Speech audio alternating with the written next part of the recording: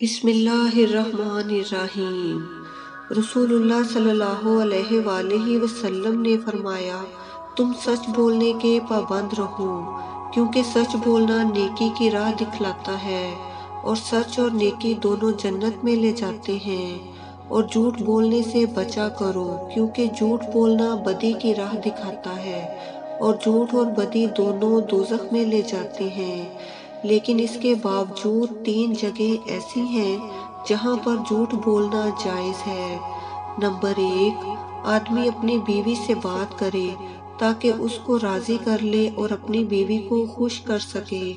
Number 2، جنگ میں جھوٹ بولنا تاکہ دشمن کو پسپا کیا جا سکے اور اسلامی لشکر کو کسی بڑے نقصان سے بچایا جا سکے۔